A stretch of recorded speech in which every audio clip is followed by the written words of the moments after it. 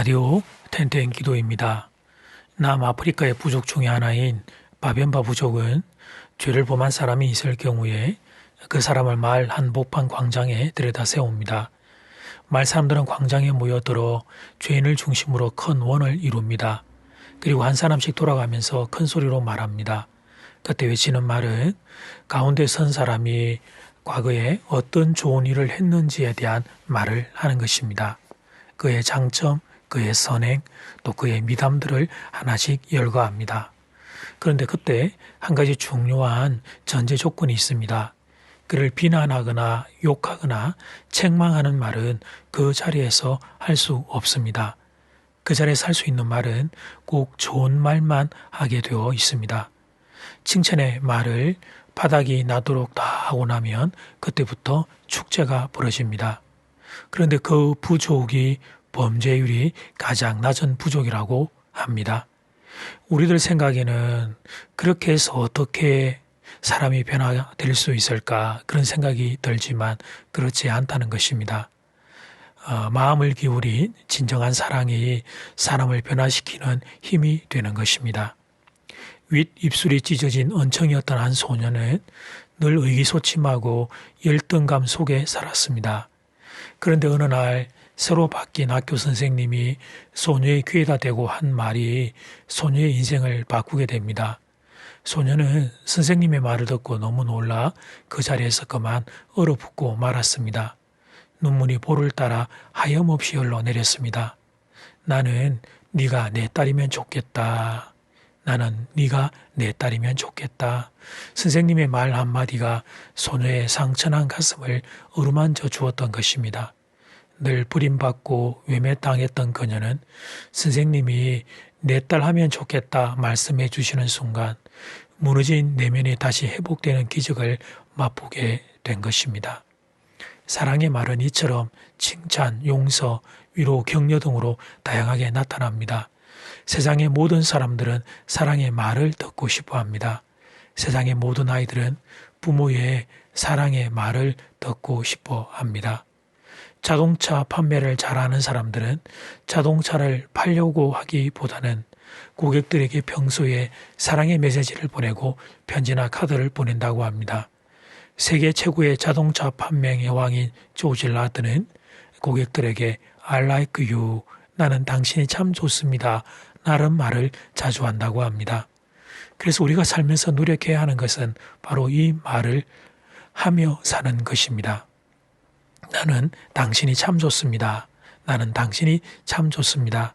상대방을 사랑한다면 말이 그렇게 나와야 합니다. 상대방을 칭찬하고 또 상대방을 좋아한다는 표현의 말이 나와야 합니다. 특별히 연말 연시에는 위로와 칭찬의 말이 꼭 필요할 때입니다. 그러니 오늘 하루 서로를 칭찬하고 그리고 상대방을 향해 좋아한다는 표현을 하고 살 수 있기를 간절히 소원합니다. 오늘 날마다 죽기로 큐티 본문은 에스겔 22장 1절에서 10절 말씀입니다. 에스겔 22장 1절에서 10절 말씀. 선지자는 한 어머니의 두 딸로 사마리아와 예루살렘의 관계를 정리합니다. 2절 말씀, 인자야 두 여인이 있었으니 한 어머니의 딸이라. 여기서 사마리아는 북이스라엘을, 예루살렘은 남유다를 상징합니다. 에스겔 선지자가 이 말씀을 하던 당시 이스라엘과 유다는 독립국가로 완전히 다른 나라가 되었습니다. 그리고 북이스라엘은 아시리아에 멸망당한 지 130년이 지난 시점이었습니다. 그런데 두 나라를 한 자매라고 표현하는 것은 이유가 있습니다. 그것은 북이스라엘의 멸망이 남의 일이 아니라는 것입니다. 북이스라엘이 130년 전에 아시리아에 멸망당한 것은 그만의 일이고 남유다와는 상관없는 일이 아니라는 것입니다. 그래서 성경은 두 자매의 이름을 우리에게 소개하면서 밀접한 관계에 있음을 암시합니다.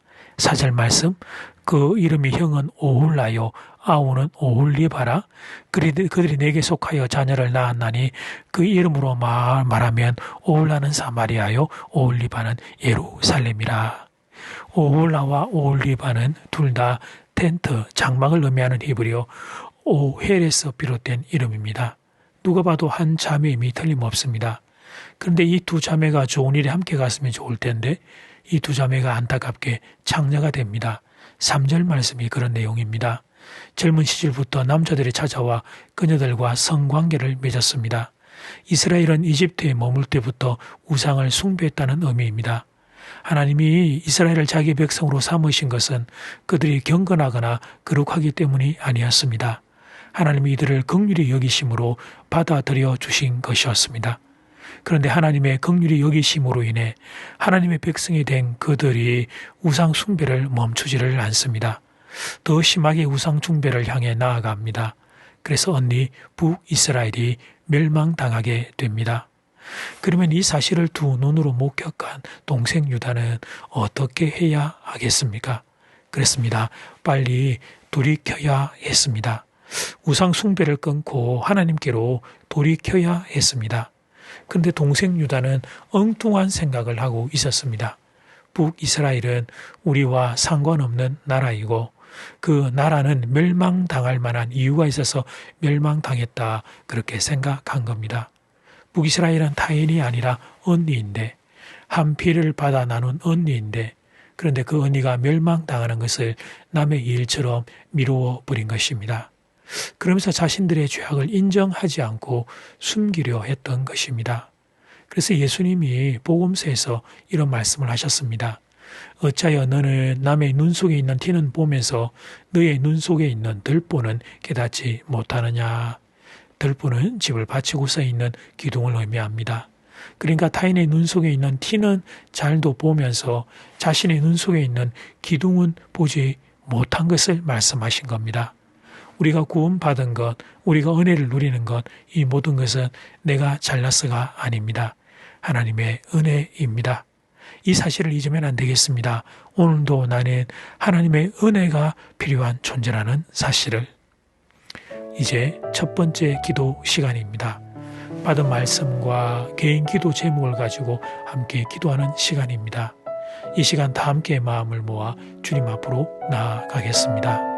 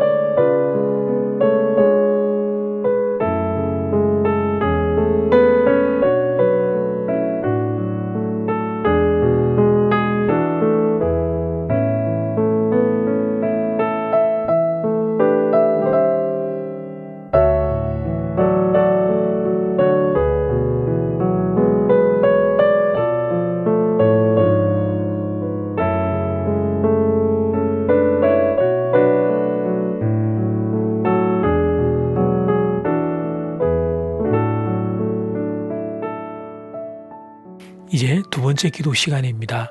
한 해 동안 하나님이 베풀어 주신 은혜를 돌아보기를 원합니다.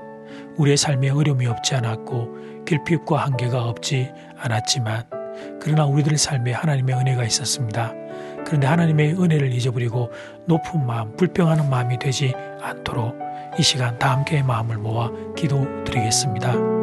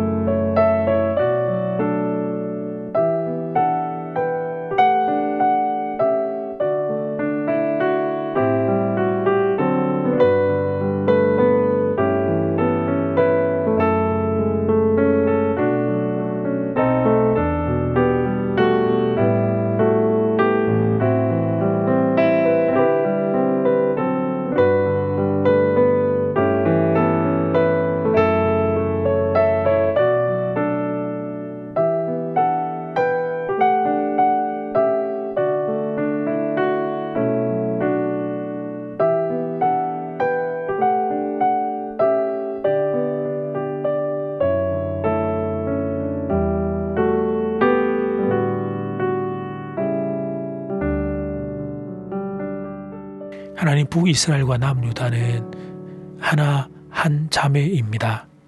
근데 북이스라엘이 멸망하는 모습을 보며 남유다는 남의 일처럼 멀리 밀어놓습니다.